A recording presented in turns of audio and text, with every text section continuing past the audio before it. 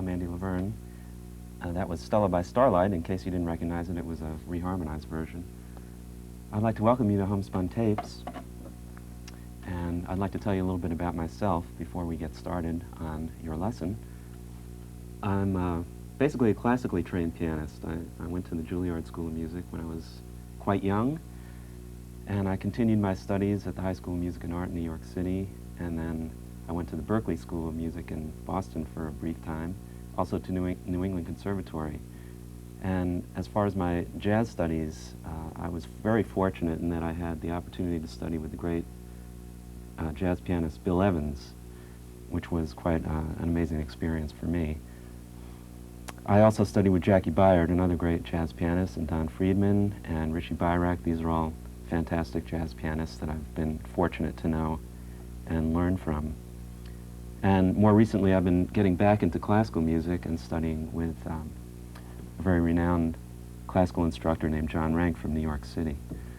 So as you can see, I've spent quite a bit of time trying to figure out how to play this instrument and understanding theoretical background and trying to build my vocabulary, which is exactly what I'm here to help you do today. So you can feel free to draw from my experience, and I'm very willing to share it with you and to give you some of my own personal insights. And I think it's also very important for you to understand that there's a lot of different approaches to learning this kind of music and to music in general, and I think you should be open to almost all of it and see the benefits, what you can get out of it and what you draw out of it and bring into yourself, and then it becomes your form of self-expression. So let all your influences come in, and then when you mix them all up, it comes out in your own style or your own version, so keep that in mind. Okay, now I'd like to start on the modes of the major scale. Well, you might be wondering about some of the technical aspects of what I just played, and believe it or not, a lot of it is related to the major scale, which I'm sure most of you are familiar with. Just to give you a little refresher here, a major scale, say we're starting on C, C major.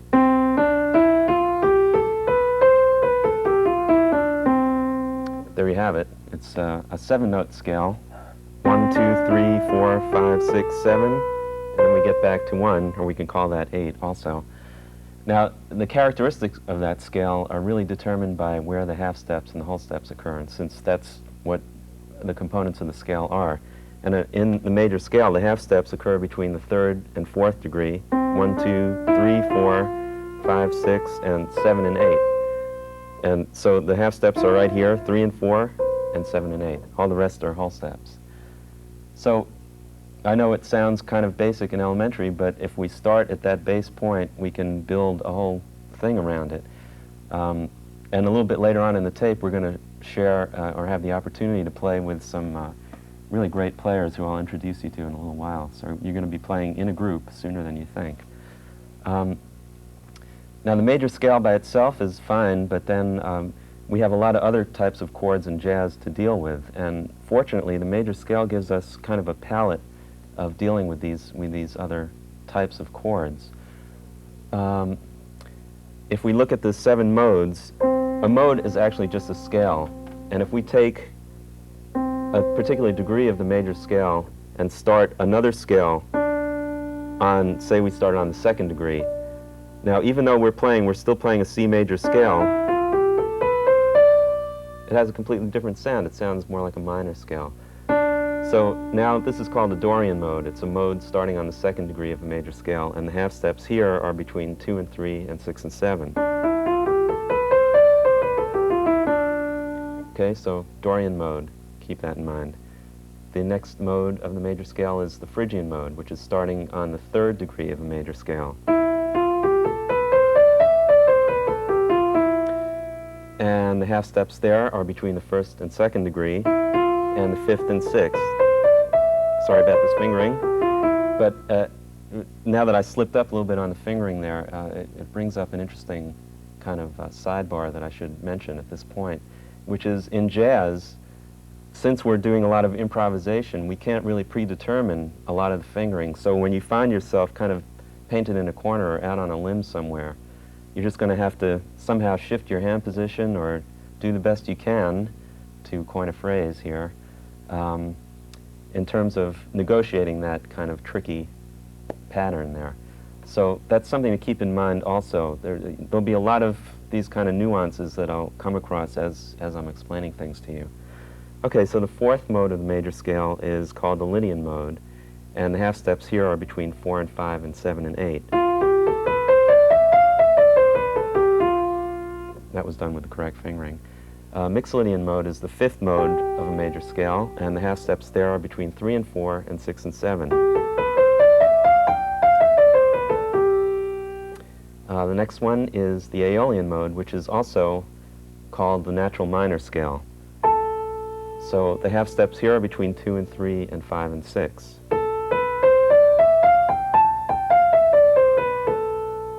And the last mode of the major scale is called the Locrian mode, and the half steps there are between 1 and 2 and 4 and 5. So you can hear that all these scales have quite a bit of different characteristic sounds to them. Some sound minor, some sound major, some have kind of a dominant 7 sound to them, and it's because of these characteristic sounds that we can apply them to various types of chords. Now, one of the pitfalls of learning the modes this way, just based on white keys or on C major, that's called the parent scale. The major scale to all these modes is the parent scale. So the parent scale of all these particular modes that I just showed you, like D Dorian, E Phrygian, F Lydian, G Mixed Lydian, A Aeolian, B Locrian, are all related to C major. I have kind of another approach that I'd like to share with you, which is helps you get away from just relating everything to the white keys, and then when you start getting into other tonal centers, it gets a little bit confusing. So we looked at the scales, analyzing them where the half steps occur, which is one good way to analyze them. Another one is the relationship to the parent scale. So, for instance, an A Aeolian is starting on the 6th degree of a major scale, so that's its relationship to the major scale. Another way of looking at this is where the altered tones of these scales are. Say if we were to compare an A major scale to an A Aeolian mode, and seeing what the differences between those two scales are. So if we had an A major scale, and then we had an A Aeolian, well, you can see that we have, in the Aeolian, instead of a C sharp, we have a C natural. So we have a flat 3, and instead of the F sharp, we have an F natural, a flat 6. Instead of the G sharp, we have a G natural, a flat 7. So those are the differences between the scales there, and that's kind of what I'm referring to. But to put that in another perspective, if we just took C as a tonal center and played all the modes, all the 7 modes of the major scale, using C as a tonal center, we would end up with different parent scales at that point. So C Ionian is obviously a C major scale as well, so that's the parent scale is C major here. Now, C Dorian mode has a parent scale of B flat major. So B flat, it's a B flat major scale starting on C. And it's really apparent the difference between the C major scale and the C Dorian mode is that it's got a flat 3 and a flat 7. So we can do the same process for all the modes. C Phrygian, and that's got an A flat major parent scale.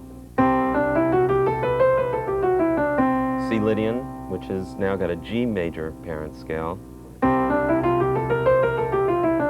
C Mixed Lydian, and that's got an F major parent scale. And C Ionian, I'm sorry, that's C Aeolian, that's got an E flat major parent scale. And C Locrian, which has got a D flat major parent scale. Okay, now if we take that one step further and put triads on top of this bass note, we can actually come up with voicings that will work for these scales. So if we put a G triad on top of C, that gives us kind of the characteristic major 7th sound of a C Ionian mode.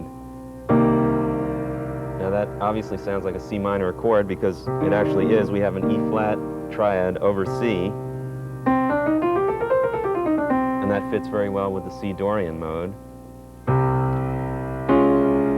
Now this is kind of an interesting sound. This is for C Phrygian. We have a D flat triad over C. You can hear that all the chord tones are found within that scale, and they give you the kind of characteristic sound of the scale, so it's covering two things at one time. Now a D triad, which is a whole step above C, gives you the Lydian sound, and the characteristic sound of Lydian is the sharp 4. A B flat triad over C gives you a C mixolydian, and an A flat triad over C gives you a C aeolian, and the final one is kind of a nice sound, also a G flat triad over C gives you a C locrian. So I would suggest practicing it just this way, with the roots in the left hand in octaves and the triads above that. You can do it in any inversion. You can switch inversions.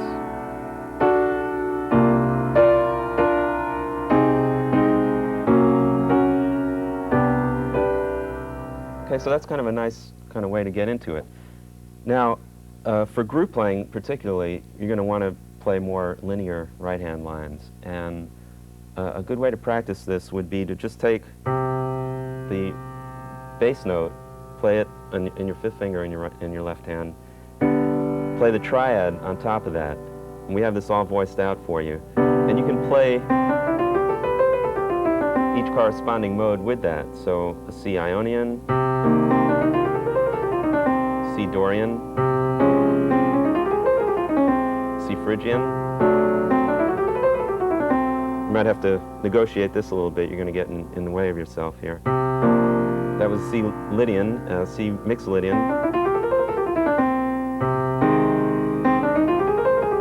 C Ionian, and a C locrian.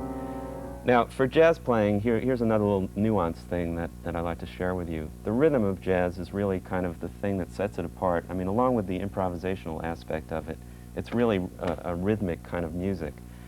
And I've written a lot of pieces for string quartet, and some of which I've tried to get that kind of jazz swing. And believe it or not, you can't, even with a very experienced musician, this is the hardest thing to get across to somebody, is this rhythmic nuance. So when I wrote these string quartet pieces, I tried to have the string players, particularly the violin players who were playing the melodies, kind of swing these eighth notes. And even if I explained it to them or played it to them on the piano first, they really weren't able to duplicate it. And really the key to it is doing a lot of listening. So before we go any further, I'd like to suggest that you really listen to a lot of jazz players and listen for that rhythmic nuance. And I can make some suggestions. You can listen to contemporary piano players like Herbie Hancock and Chick Corea, McCoy Tyner, Keith Jarrett, Bill Evans. Listen to little earlier players like Bud Powell and Thelonious Monk, Dave Brubeck. But also listen to some horn players. Listen to Miles Davis and John Coltrane and Joe Henderson and Freddie Hubbard and Woody Shaw. And also drummers, very important. Elvin Jones, Jack DeJohnette, Paul Modian. There's a plethora of players to listen to. Bass players are very important as well. Scott LaFaro, Ron Carter, countless others that sometimes their names escape me. But if you go to the record stores, and particularly if you live in a bigger city, it'll be easier to find some of these records. If not, try to get to a big record store and get yourself a little collection and start listening to these records. And listen for the various things that we're talking about here. So to get back to the rhythmic aspect, really the key to it is understanding how to play eighth notes. And in classical music, when you have eighth notes, 1 and 2 and 3 and 4 and, they're all very even, very straight up and down. In jazz, the tendency for people that are just starting to play jazz is to play it like this, which actually comes out to be a dotted eighth followed by a 16th, which is kind of incorrect. If you can really get more of a triplet feel, And this has to be kind of internalized, and this is really the hardest thing. Don't get frustrated because you don't get it immediately. It's going to take you a while. You have to kind of evolve into it because it's the kind of thing that can't really be notated exactly as it is. And it varies from player to player as well. But I'll give you a couple of suggestions on how you can get into this.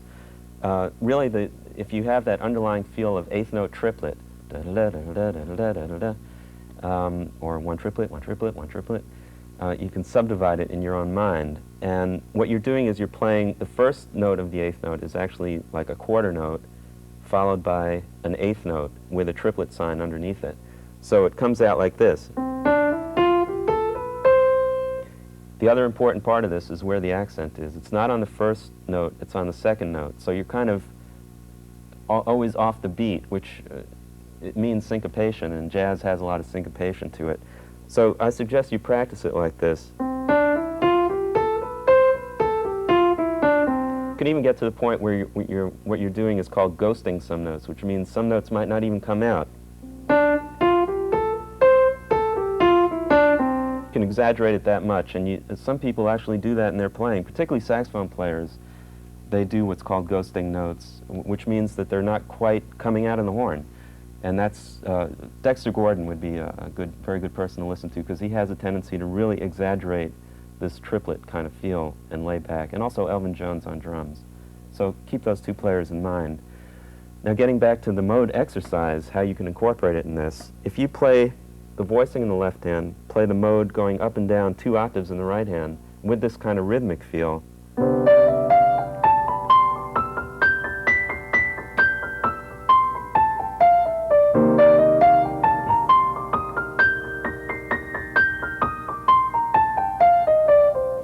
in other words, you can go through all 7 modes like that. I had a little passenger on my hand there who was checking me out. I think that would be very helpful. And now what we're going to do with this next is go into the group playing. But let me give you a couple of other things to do with this. After you play these scales this way, I would suggest just counting 4 bars and improvising using the scale tones themselves. 2, 3, 4, 2, 2. Now C Dorian.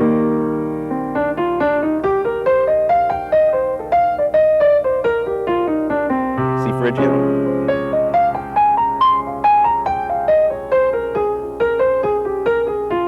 C Lydian.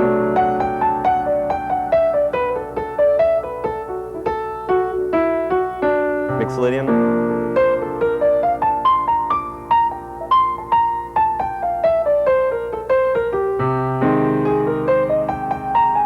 Aeolian.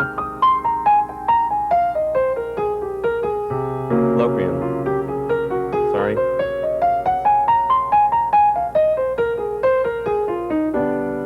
Maybe resolve it to C major again. So what I was doing there was I was going through the 7 modes in the major scale, basing it on a C tonality, and I was improvising using the scale tones. Now, you might wonder how I was organizing some of that. Some of it was just kind of arpeggiating along the scale itself, like if this was C Dorian, using thirds or going up, or a little scale passage, coming down an arpeggiated run. So it's little things like that that you can do. And actually what I suggest is, since we have this video and you have the visual aspect as well as the oral, maybe you can transcribe some of what I just played and try to play it yourself. That might be a good exercise for you. Now, before we get into the group playing, once again, I'm going to have to give you some advice on how to comp some of these chords. And some of the chord voicings are also derived just from the notes of the scale.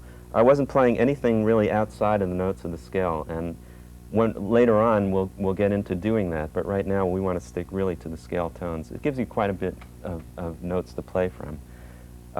So when we're comping, if I'm doing a 2-hand comp in a group situation, which I'll be doing in a couple of minutes for you,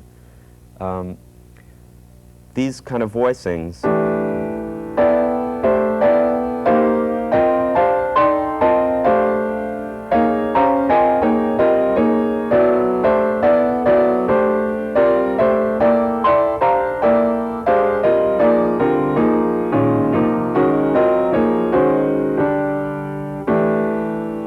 actually based on the modes of the major scale.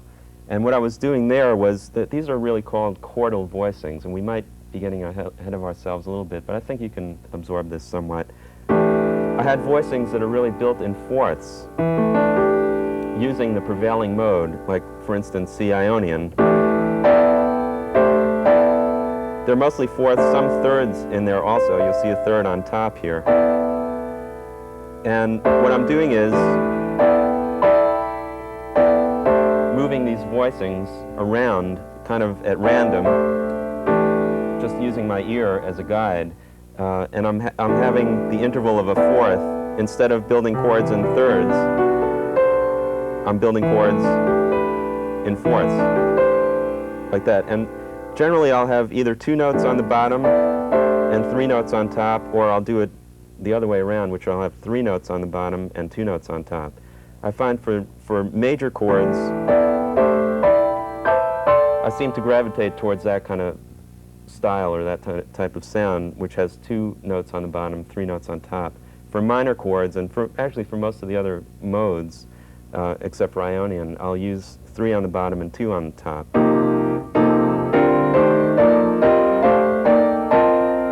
So what I suggest, the way to get into that, really, a little simplified version, is just to do your left hand alone first, and do all the modes of the major scale in this way. For C major, and some of these voicings don't sound as good as others. This particular one is kind of a strange sound because you have the fourth in there, which is kind of a strange note for a major scale. It's not for a major scale, but in this context, you'd more want to hear that.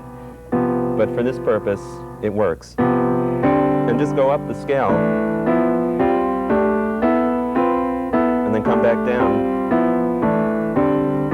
That's C Ionian. Now you can change to C Dorian.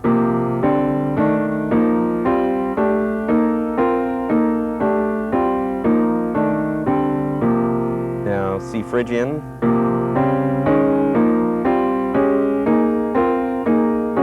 Whoops. So it's really important to know these scales. C Lydian.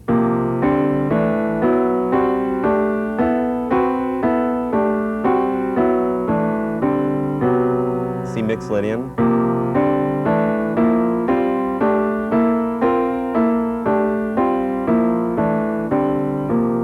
C Aeolian.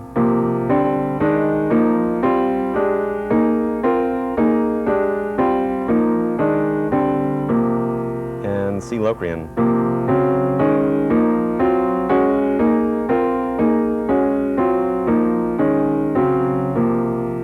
Okay. And that gives you a kind of idea. Then you can also play some right-hand lines along with this.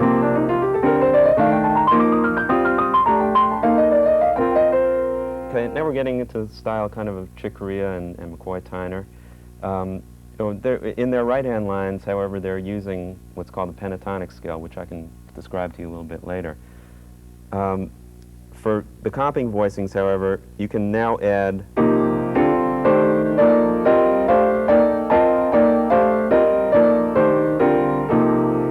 couple of notes on top with your right hand. And I find that you can actually vary the interval on the top 2 notes here. Sometimes it can be a fourth, or an augmented fourth, or a third, or even a major second. And then once you get kind of fluid in these, you can kind of jump around a little bit, create some nice colors.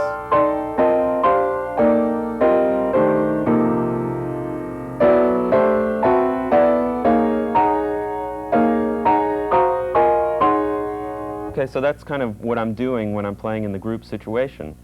And I think now would be a good time to get into that. Also, in this group situation, we have the format that we're going to use here is we're going to play 4 bars on each mode, starting on a C Ionian, and then go to C Dorian, and C Phrygian, then C Lydian, C mixed Lydian, C Aeolian, C Locrian. And I'm just going to start with a trio first, with bass and drums. And we're going to play for a little while, and then we're going to have a guitarist join us, and he's going to play, and I'm going to comp behind his solo. So you'll be able to see how I'm using some of these voicings in that situation. Then what we're going to do is the guitarist and I are going to be comping for you to play. So at that point, I want you to try to solo, even if you're just picking out a couple of notes here and there. Use your ear and know which mode we're in. You can keep track of that just by counting 4 bars for each one. We're going to keep that cycle going. And we're going to eventually end on the last mode, which will be C Locrian. So I think now would be a good time to just try some of these things, try them on your own, and then let's go on and get into the group playing. And you're going to be the 5th member of the group, so check it out.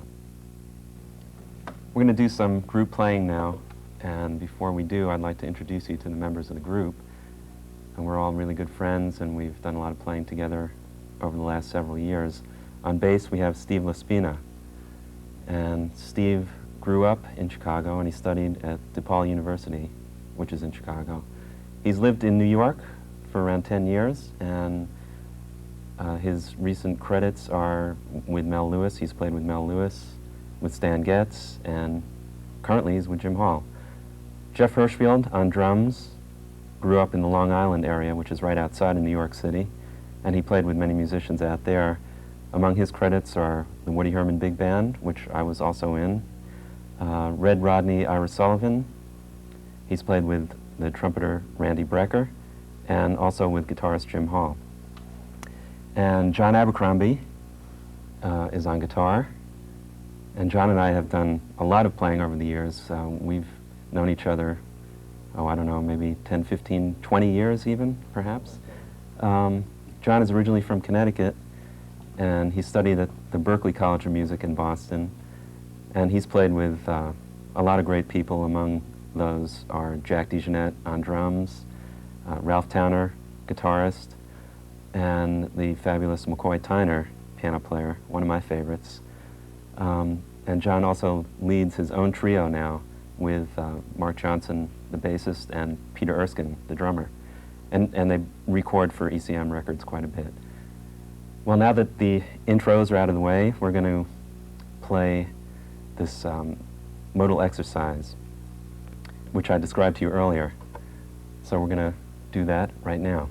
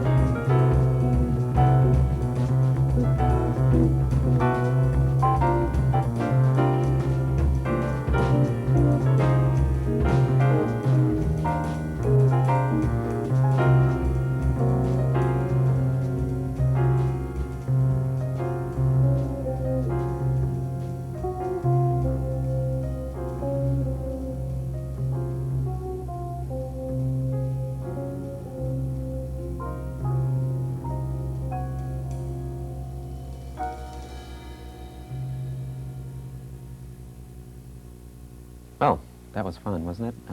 I love playing with groups, and these guys are some of the best around.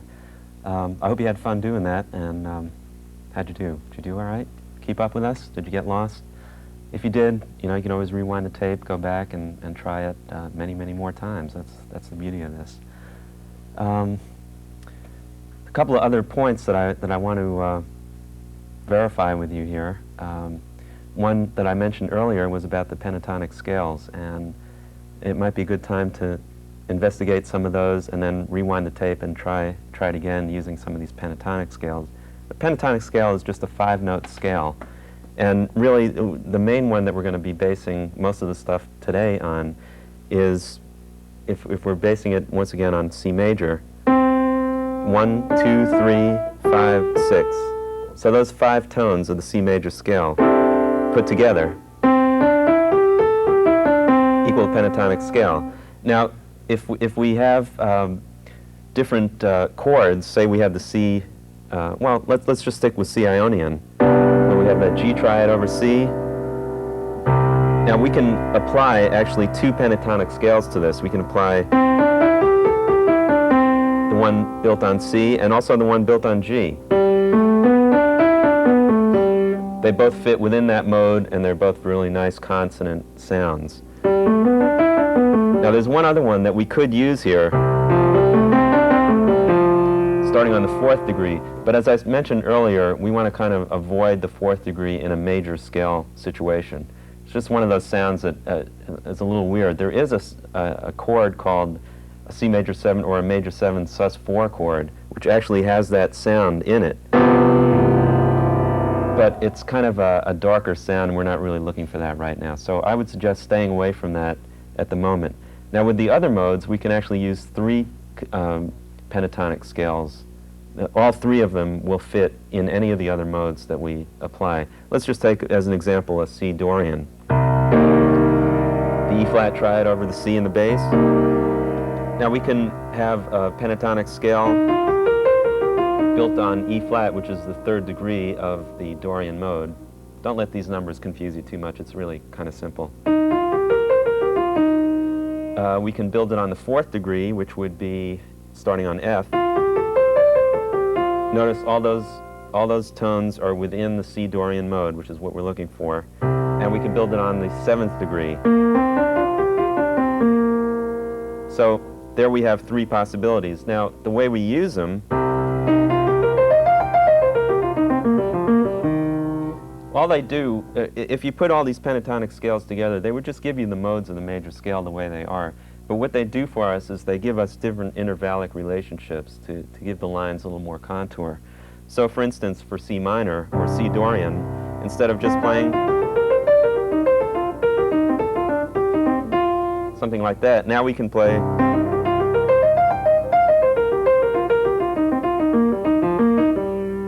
which I was just using actually the notes of the E flat pentatonic. Now if we put all of those pentatonics together, F pentatonic and B flat pentatonic, we can actually go from one to the other. The better you know this material, you know, the smoother these transitions will be, so that a line can start sounding like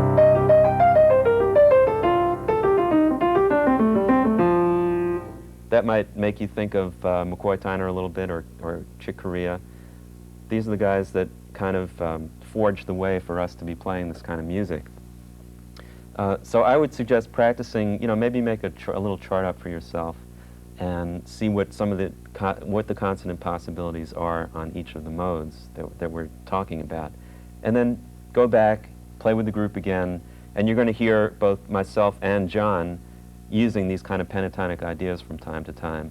So now that you know what it is, you'll be able to recognize it a little quicker, and then you'll be able to use it yourself. Now, that's the good news. Now, the bad news, it's not really bad news, but it's just a little more work for you. You're going to have to take all this information now and transpose it to the other 11 tonal centers. I know that's kind of a drag, but you know, the more work you put into something, the more you're going to get out of it. So if you really want to get kind of fluent in all the tonal centers, which I think is rather important when you're playing jazz, there's really no easy way around this. It's just kind of work that you're going to have to do. But what I suggest you do, since you have such a big task at hand here, is to make it a little more accessible for yourself.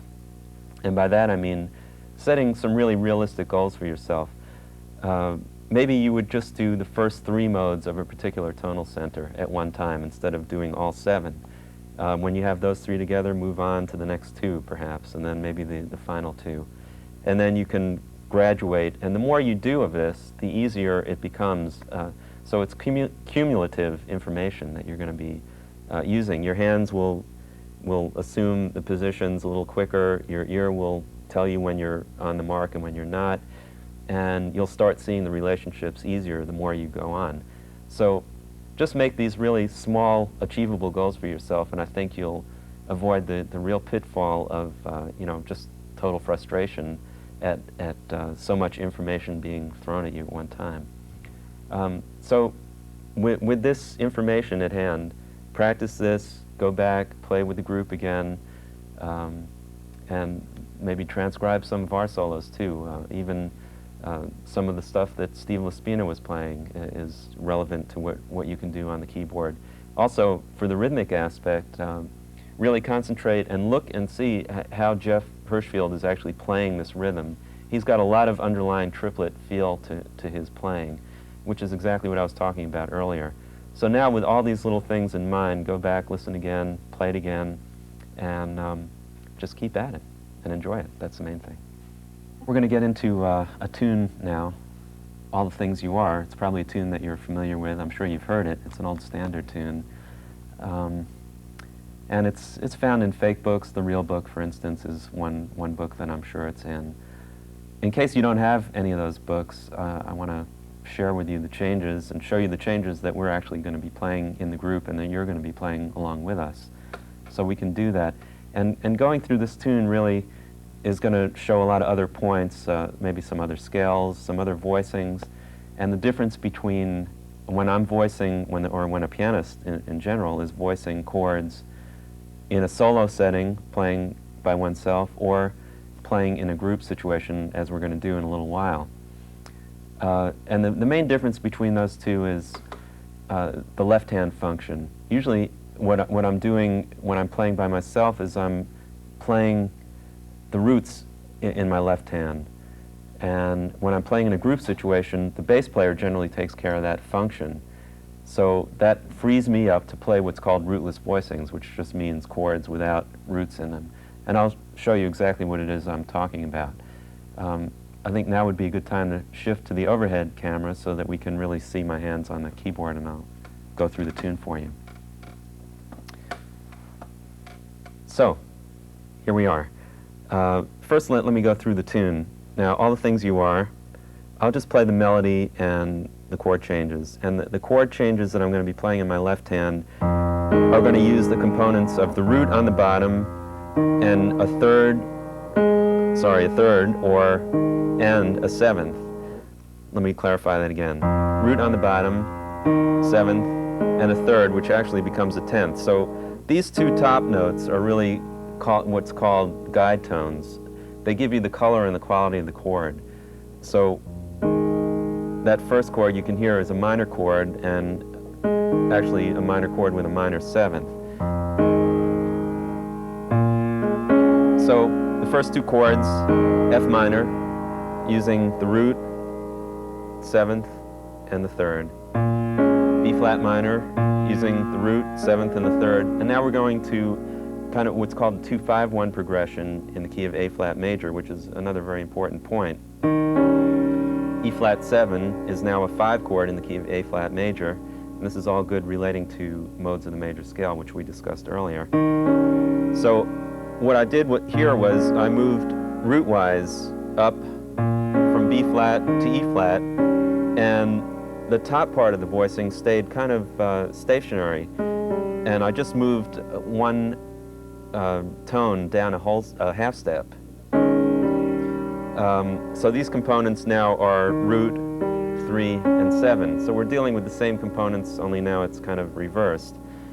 And this is called good voice leading, really, is what we're after. there's nothing much we can do about the root movement itself. I mean, it's going to be kind of arbitrary, and some of it's going to move up a fourth or down a fifth. So that's going to jump around quite a bit. But the upper part of the voicing can be very close together and not jump around too much, and that's what's called voice leading. I'm going to play it again for you up until that point with these left-hand voicings, which I call shell voicings, by the way, just because they're the shell of the chord. So F minor, B flat minor 7, E flat 7, A flat major 7, and if you can't reach that, you know, you can kind of roll it or maybe play the bottom note and then the top two notes.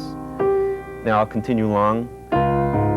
D flat major, D minor to G7, C major 7. Here's a little trick for you, a little inner voice movement it's called. On a major 7 you can have a 5, sharp 5, 6. Okay, now the next phrase. C minor, F minor, B flat 7, it's E flat major. Sorry about that little melody embellishment there. A flat major. Actually, the melody note should be E flat there. So that's A minor to D7. That little inner voice movement again to G major. A minor, D7. Going to use this a little too much, but that's okay. When you're practicing something, I notice if you pick up even on one little thing and you use it every opportunity you can assimilate it into your vocabulary that much sooner.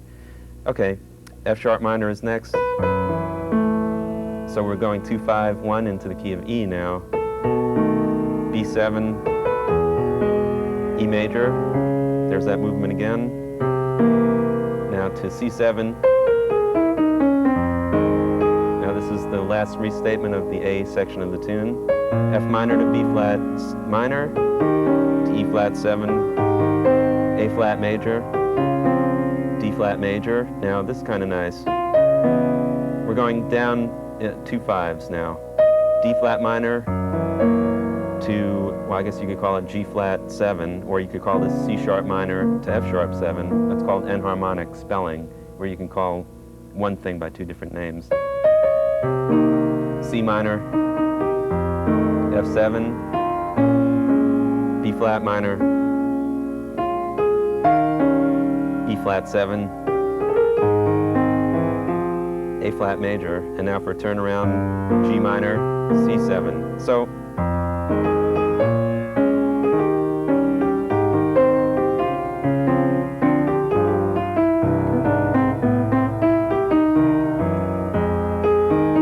did a little trick there. I'll tell you in a minute.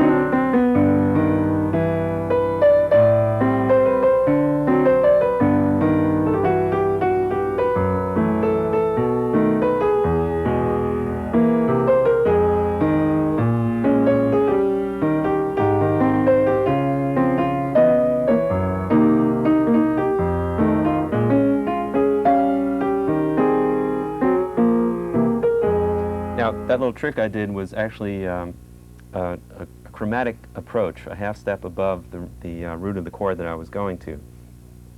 So you can practice it that way with the shell voicing in the left hand and just the melody itself in the right hand. And then maybe you can even play the corresponding mode. Now, for minor chords, you're going to be playing a Dorian mode. So F minor would be F Dorian, B flat minor would be B flat Dorian. And for dominant 7th chords, you're going to be playing a Mixolydian mode. And for major chords, you're going to be playing an Ionian mode. You can also play a Lydian mode for major 7th chords. Kind of got a nice sound. A little hipper sound there.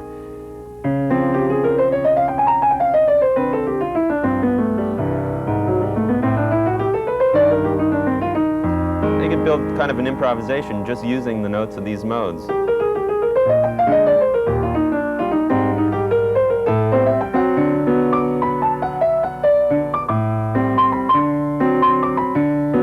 Now here's a nice little thing. You can do actually a little pedal point in your left hand by yourself. So instead of going A minor, D D7, G. You can just have the guide tones of A minor, but all over a D pedal. So it becomes a D7 sus4, because you have the fourth going down to the third. And here are the guide tones to G major, right? But it's over a D pedal. It's kind of breaks up that root movement a little bit for you. And you can do the same thing again.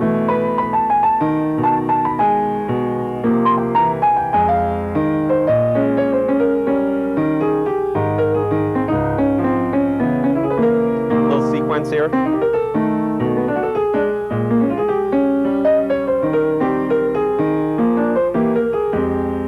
Okay, so that gives you an idea of how to approach it, maybe from a solo piano version, and get a little bit of fluency in your right hand.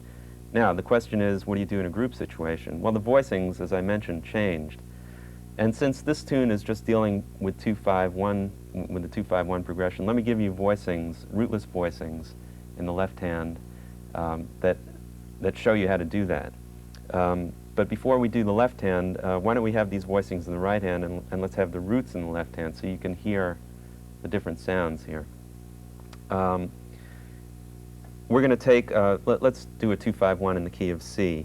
So D minor, G7, C. So with the shell voicings, it would be like this. And now we're going to build some chords on top of this. So if we had just D minor, we could actually keep going in thirds. Now this is called tertial voicing as opposed to what we did earlier, which was called chordal voicings. Chordal meaning fourths, tertial meaning thirds. Very simple, really. So we can just keep going up the mode. Now that we know that D Dorian equals D minor, we know all the possible tones. And actually, if we put all of that together, if we take the right hand, put it down an octave, we just end up with a D Dorian mode. So that actually can be kind of a nice voicing, and it really comes out. When you're building chords in thirds, you can see a lot of minor triads and major triads within it.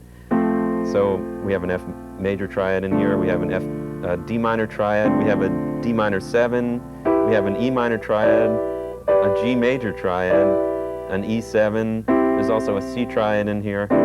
So there's all sorts of triadic relationships that you can use also in a linear sense.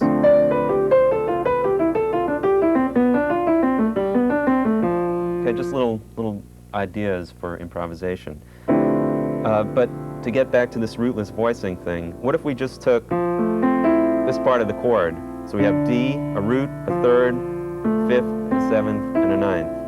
Now let's take this root and move it down an octave so that we have this voicing kind of a little more isolated. So this by itself sounds like it could be an F major 7, but if we put the D on the bottom, then we have a nice minor quality to it.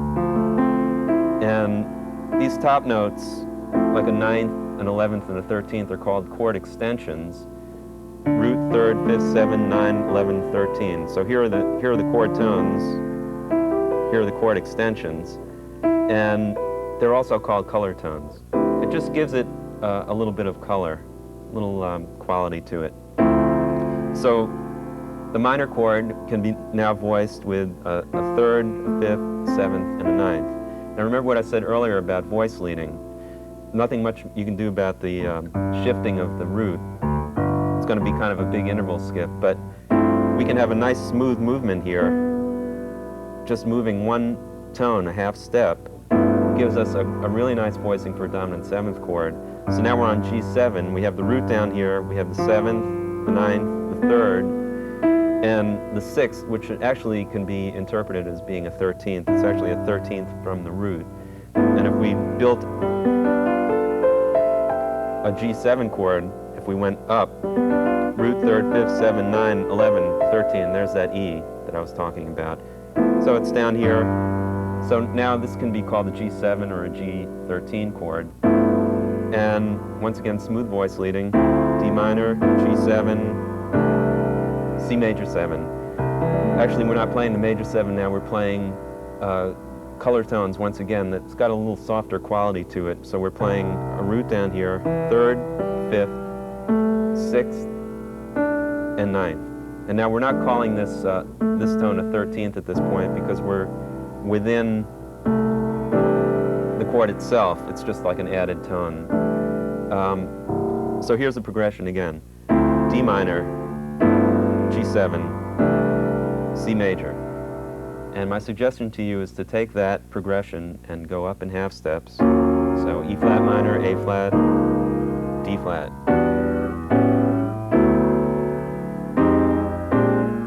2-5 in E flat, 2-5 in E,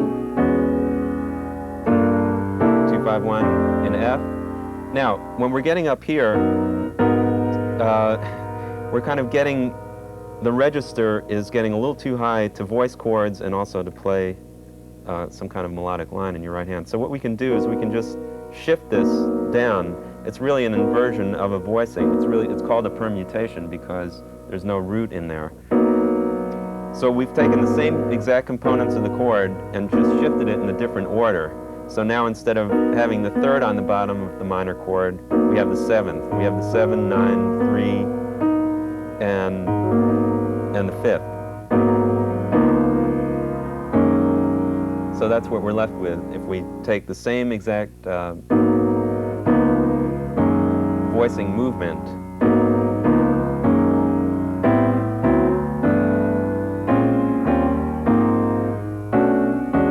Now we're in A major, now we're going to B flat major, and one more key, B major. So believe it or not, we just covered all 12 tonal centers here. And what you can do is practice it that way first, and just so you can hear the root movement. And then you can play those voicings. It might be a good idea to even write all this stuff down if you really want to get industrious, and that way you can have it kind of as a source to refer back to in case you forget a particular thing. I did that when I was learning, and most people I know, even though what we're doing here is a lesson, with my lessons, I would take notes and maybe write some stuff down and then create my own kind of book that I could refer back to. A lot of my students do that as well, so I suggest you do it. You'll be happy that you did it, and you can have that kind of reference for yourself. So take the voicing now, play it in your left hand without the roots. You're just going to have to imagine hearing the root movement and practice it just that way.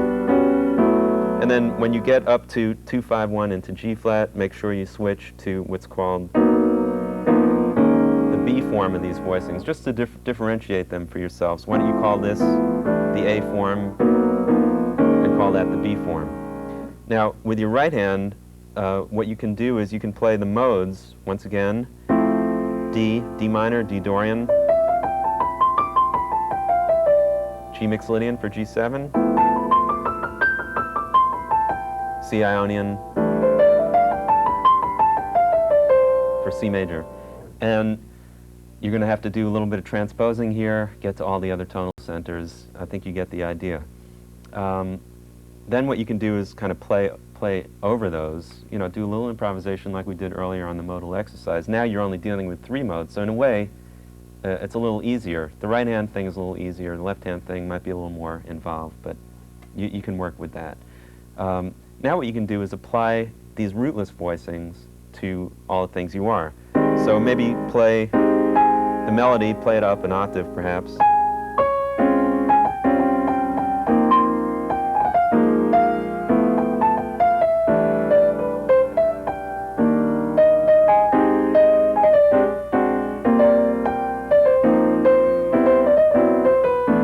Okay, so that gives you an idea of how you can do the tune. This would be kind of good for a trio situation, actually, where you're playing a rootless voicing in your left hand and the melody in your right hand. Then you can improvise playing those same voicings in your left hand and some kind of melodic improvisation using the modes in your right hand.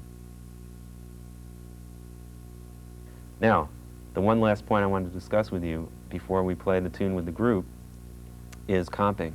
And we can actually take these rootless voicings, same voicings that we had, and apply them for a two-hand situation. And the way we do that is we take one of the notes, the second note from the bottom, we put it up an octave. So this C, this is for an F minor 7, now goes up here.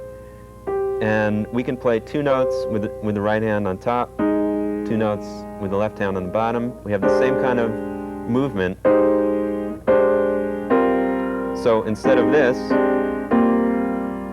voice is now coming up an octave.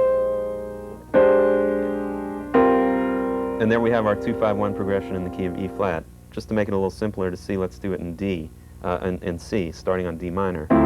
So D minor, G7, C major. Here's the rootless voicing. We're taking the second note from the bottom, bringing it up an octave. All things remain exactly the same. There's our 2-5-1 in the key of C. D minor, G7, C. Now, the same thing that we did when, in terms of breaking from the A form to the B form, at G flat major, we can do that with the rootless voicings, these comping voicings as well. So take the note second from the bottom in this voicing, and there we have the B form of this particular rootless voicing, comping voicing. And that's 2-5-1 into the key of G flat. So A flat minor, D flat 7, G flat major. So start transposing that, and then you can get through the whole tune really just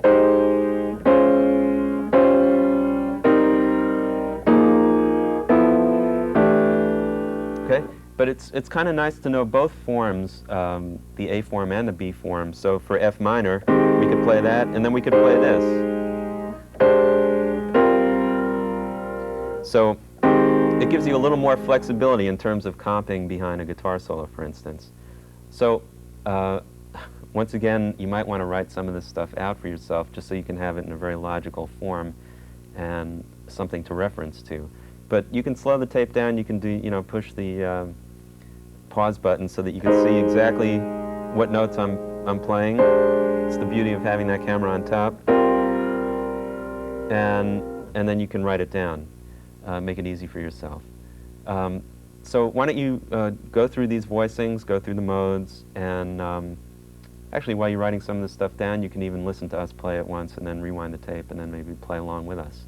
Okay, but with this in mind, you can pick up various things that I'm doing now and maybe have a greater understanding of the piano's function in a group and the different ways that a piano can voice chords in this kind of situation. The other thing that you want to pay attention to is the rhythmic interplay between the rhythm section, meaning the piano, bass, and drums. A lot of times these kind of voicings are played on anticipations of beats. So 1, 2, 1, 2, 3, 4, 1, 2, 3, and 4, 1, 2, 3, and 4.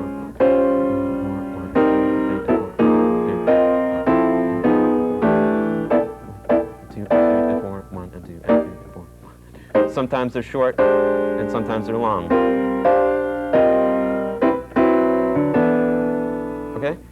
So I think now you've had enough theoretical information. You can reward yourself with listening to some music. So why don't we check out the band playing All the Things You Are.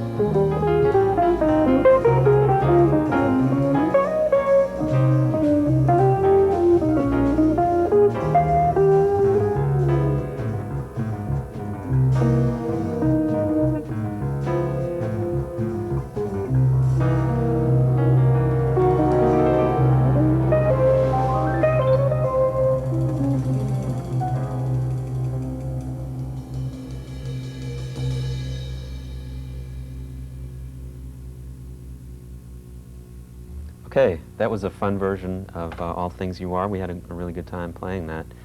I hope that you were able to pick up some of the points that we were discussing a little bit earlier. The application of the modes, the rootless voicings in the left hand, the comping voicings between the right hand and left hand. And now, what I'd like you to do is, now that you heard us playing it in this setting, is to play it yourself. Actually, we did another version just for you without me playing. So there's no piano in this particular version coming up of All the Things You Are. Same format, same order of solos and everything. But now you're going to be playing along with the tape. So I'd like you to start doing that momentarily. But the one other thing I wanted to add, in a couple of these examples that I've given you over the course of the tape so far, I might have made a little glitch here and there. But the one good thing about jazz is that it's not anything that's really preconceived, and sometimes some of the best playing that you're going to do is going to be unexpected. It's going to be a mistake. Say you forget what mode you're in, you make a mistake, you play a wrong note out of the mode. That's cool, because what that does is it gives you another sound that you weren't really expecting, and it could lead you in another direction. So one thing to be aware of and keep in mind when you're playing jazz is that kind of spontaneity, and not freaking out when you do find yourself making a little glitch here and there, or even if somebody else does. The music always continues, and I find that some of my favorite players, even some of the players that are playing with me today in this group, the thing that gives their playing this kind of individuality is maybe sometimes mistakes, like scientific discoveries are made by accident. Same thing with music. I mean, we can do all the theoretical analysis from now till doomsday, and really, when you're playing your best, you have all this information, but you just sort of let it go at a certain point, and you just kind of play. So feel free to play with some abandon with this group. I mean, that's what we were all doing. And now that you have a little bit of theoretical information, it could just enhance it. But don't be afraid to just experiment on your own too. Okay, so I'm going to count the tune off, and we're going to start the tune, and the rest is up to you.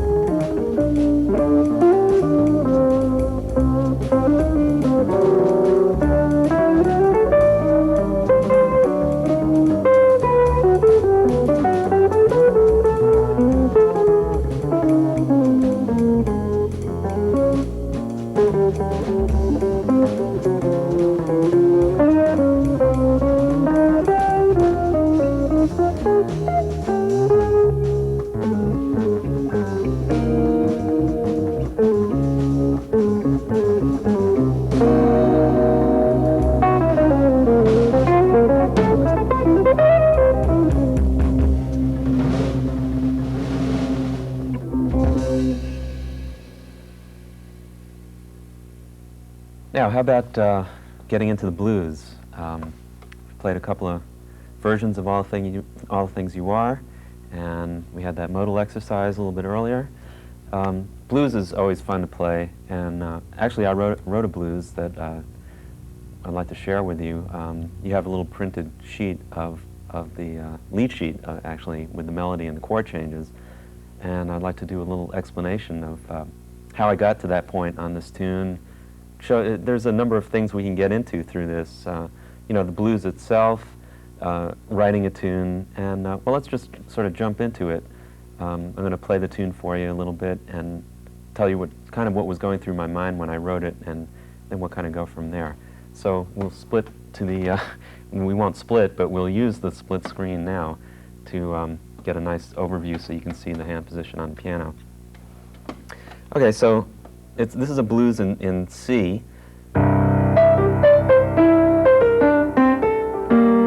There's my first phrase, and it's just on a C7, and I'm using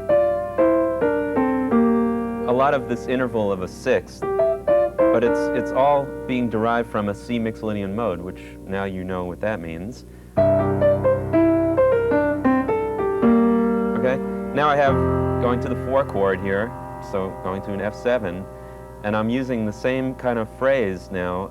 It's like a question and answer type thing, or even a sequential thing. But now I'm using an F mixolydian mode, so some of the notes are changed a little bit. Like instead of an E natural, now I'm playing an E flat. Now here, I just kind of arbitrarily went up to an A7 there. I wanted to hear that root movement of a major third.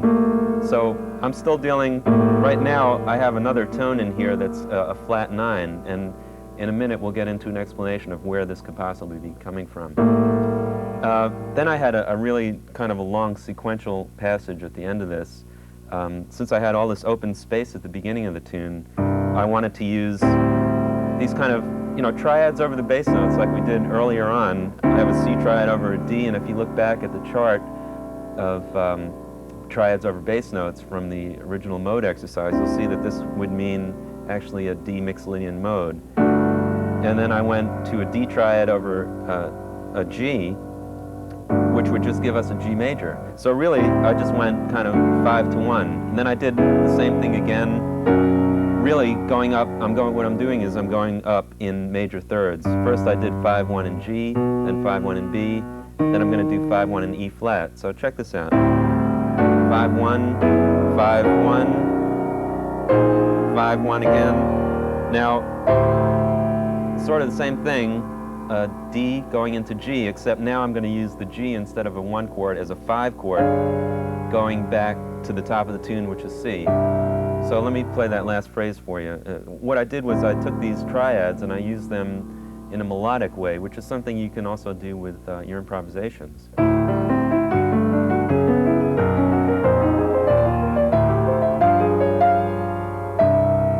resolves to C. So the whole tune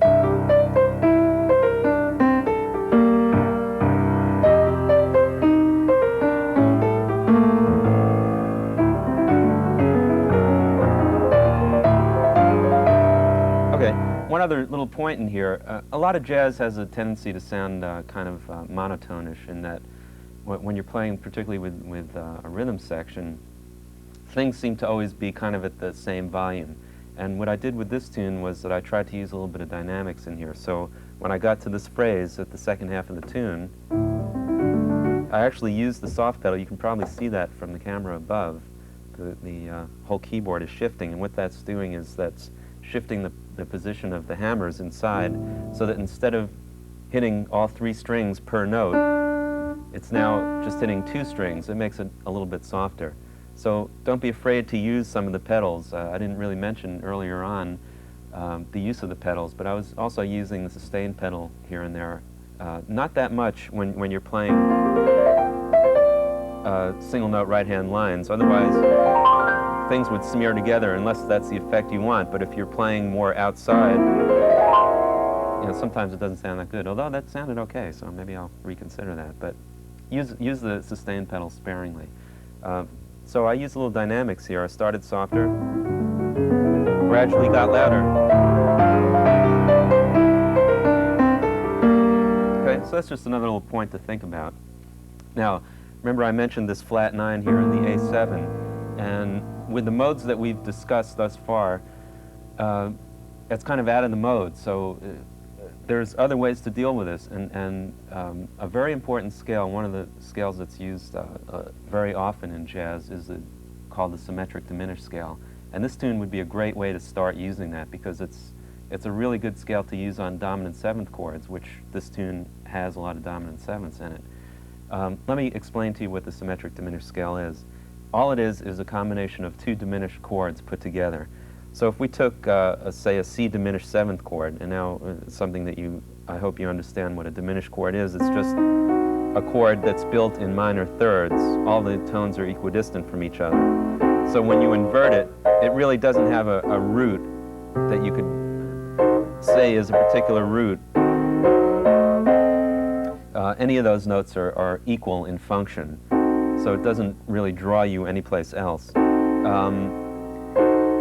If we took that chord and we put another diminished 7th chord a half step above it, C sharp diminished 7th. So now we have these 2 chords together, C diminished 7th, C sharp diminished 7th. Play them all at once, and we have 8 notes, and it's kind of a clustery sound here, but if we play each one separately like we did with the modes earlier,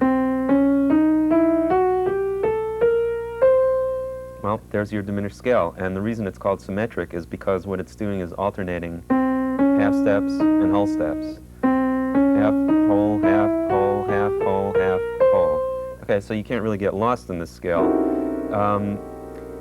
And this scale has, as I said, great uses for dominant 7th chords. It can also be used elsewhere, but now we're just going to concentrate on the dominant 7th uses of it. Just as in a diminished chord, if you go up in half steps, you can go up 3 half steps. Then when you get to the next one, you're duplicating what you did earlier because of this relationship of the minor third. So by that same principle, there's really only 3 different diminished scales. So in a way, it's kind of easier to learn than the modes of the major 7th, or the modes of the getting a little confused here myself, the modes of the major scale. Because we have 7 modes of the major scale, and then we have to multiply that by 11, so that ends up with, I don't know, 77 some odd different scales that we have to learn. Here we really have just 3 different scales, and I'll tell you the uses of these, and you'll see that it's all mathematically, it works out. It's really less complicated than it sounds. So we have this scale, then we have the next one starting a half step higher, and then the next one starting a half step higher than that. Now when we get back to this one, we're duplicating the first scale again. Same exact notes, just in a different order. And with this particular type of scale, it doesn't matter what note you really start on, you're just alternating half steps and whole steps. So the use of this scale, what you've all been waiting to hear. If you have a C7, for example, which is the first chord of this tune, we we can now use this diminished scale that goes along with the dominant 7th chord. It's a half-step, whole-step scale, and it's relating to the dominant 7th chord. It's got all the chord tones in it, plus it has some alterations, which is kind of nice. It gives us some other colors. So it's got a root, a flat 9, a sharp 9, a natural 3rd, a sharp 4, or a flat 5, depending on how you want to name that, a 5th, a 6th, a flat 7, which is perfect for dominant 7th, and the root.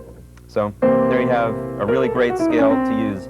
The other reason it's so good in terms of jazz usage, particularly sort of bebop and post-bop playing, which is what we've been talking about, is that we do a lot of 8th note playing in jazz. Remember what I said earlier about the rhythms of the 8th notes being kind of related more to triplets. Since this is an 8-note scale, it always comes out evenly. So if we just do 8th notes, 1 and 2 and 3 and 4 and 1, we're always, when we hit 1, we're always back to the beginning somehow.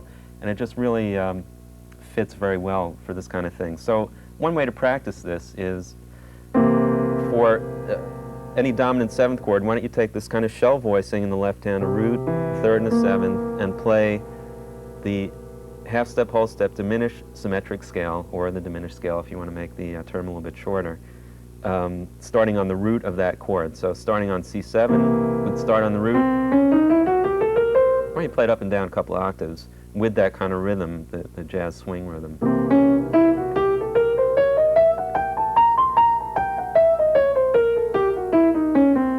Okay? And then you can play, you know, go up maybe chromatically.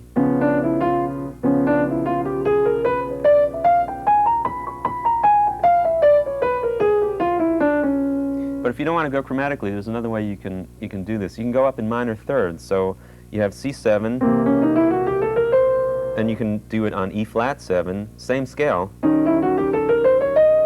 then G flat 7, which is also the same scale, and then A7, also the same scale. Okay? You might want to switch some of these voicings around, make them a little bit lower, like use the other voicing that we spoke about earlier, the shell voicing, which was a root, a 7th, and a 10th. Gives you a nice full sound on the instrument. Sorry, I slipped in a little chromatic tone there. I didn't mean to do that. I just couldn't help myself. But so practice it that way, and that way you can, in the same scale, you learn four different applications for it. Then take that group, go up another half step, and take that group again, go up another half step. You've covered all 12 keys in a relatively short amount of time. These can also be used for different chords, but I think we'll kind of wait on that for maybe a later lesson, where we're going to find chords that have different qualities to them. So for right now, let's just concentrate on these chords. Remember also what I said earlier about just taking a very little component and using it every place you can, and that way you kind of assimilate it into your vocabulary quicker, rather than trying to learn everything at once. So on this tune, when we're going to play now with the group, and you're going to hear the tune in a group setting, I want you to do several different things. The comping voicings, as we spoke about before, there's a lot of chordal voicings here that we spoke about earlier, just all based on Mixolydian modes. C Mixolydian or F Mixolydian. A7, now the A7 has a flat 9 in it, and that was something I told you we'd deal with. The diminished scale deals very well with that. Let me give you one voicing that could help you with this. Here's a nice voicing for a dominant 7th chord with a flat 9 for a comping voicing. Really, it's coming from these A and B voicings, so E minor, A7. Now, the nice thing about these A and B voicings is that we can take some of these tones and alter them a little bit if we need to. So we have the 9th right here in the voicing, and we could just lower it a half step, and then we have a nice A7 with a flat 9, and we can actually just put it right there. So instead of this voicing, we now have that. And all I did before was I just put it up on top, so I stretched it out a little bit further. And you can, look at that voicing and jot that down. You can use that elsewhere. So you're going to use the comping voicings, the chordal voicings, this new voicing that I showed you with a flat 9, and the scales that go along with these chords, which would be pentatonic scales, mixolydian modes, and now using diminished scales also. So when you're playing on C7 and F7, another diminished scale, A7, diminished scale, now, right, diminished scale going to an Ionian mode there, another diminished scale going to another Ionian mode, B flat 7, which is going to be another diminished scale, going to another Ionian mode, D7, another diminished scale, and then to a G7, which is another diminished scale, back to C. So it all resolves very nicely. The other points that I'd like you to keep track of, oh yeah, one other thing in this tune that I was doing, which is, remember we spoke earlier about the pentatonic scales. Well, for dominant 7th chords, there's another pentatonic scale that works really well, and I'll show you exactly what that is. It's instead of 1, 2, 3, 5, 6, now we're going to use 1, 2, 3, 5, 7.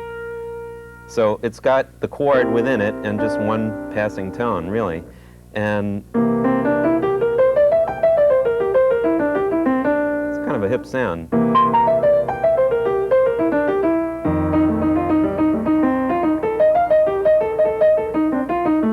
And you can do kind of wide intervals, you know, this interval of the 6th, which the tune is actually based on.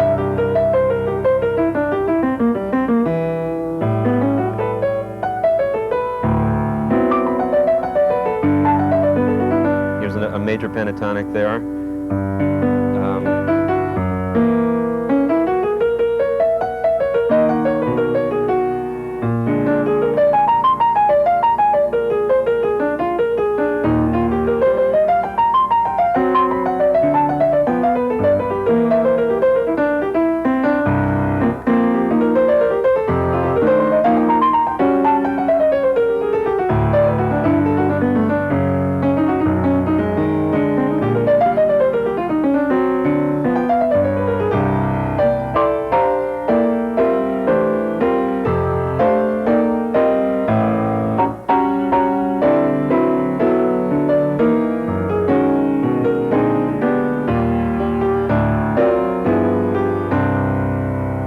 So I was just using some of those components, just all wrapped up in one neat little package.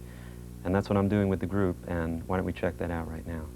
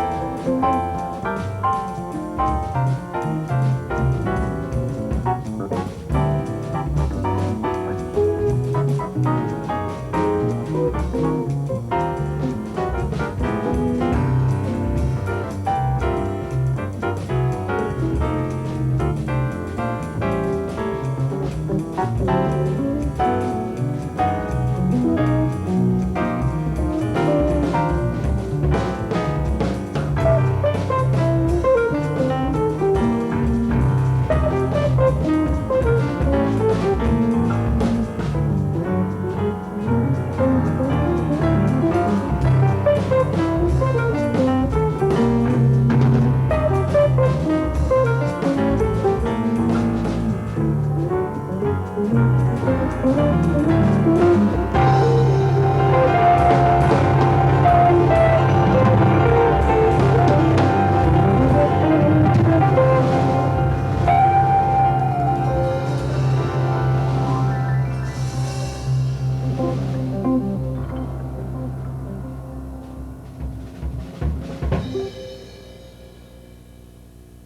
I hope you enjoyed that music as much as we enjoyed playing it for you. And speaking of enjoyment, I really enjoyed our session today.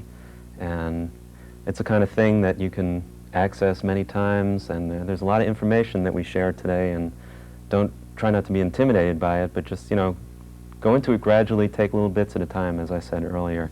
And I think you do very well with it. Also, keep all this information in mind when you're listening to music, and the more you know, the more you're going to be able to recognize, and then the more you're going to be able to use for yourself.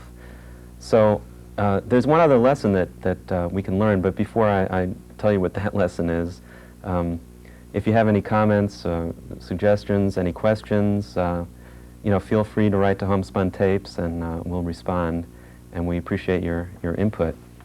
Anything you'd like to see in the future. And speaking of the future, we're going to probably follow this up with some other tapes on the same kind of format, using some different information that we weren't able to cover today, because it's hard to get everything in one sitting. So I don't do that, I don't expect you to do that, and nobody should do that, really. So the other lesson that I was going to tell you, to learn from jazz musicians, we learn all this great music, but we can also learn from some of the more tragic figures in jazz, like Charlie Parker and Bud Powell, and unfortunately even Bill Evans, who had a very short kind of life that was almost self-imposed that way. And if you've seen some of these movies like Round Midnight and Bird, you probably know what I'm talking about. And I think basically what I'm trying to say is to just live, like a really healthy lifestyle, be aware of your environment, and use jazz, to motivate you in that direction. Just because there's so much to know and so much to develop, you need a lot of time to do it. And also, jazz has always been the type of music that kind of reflects society and changes in society and the environment. And I think it's all very important. It's all intertwined. So with that in mind, I'm just going to now play, not using any of the information that we discussed today. I'm just going to play kind of off the top of my head, which is really what jazz was all about to begin with. So, you should do that as well at some point. Okay, see you later.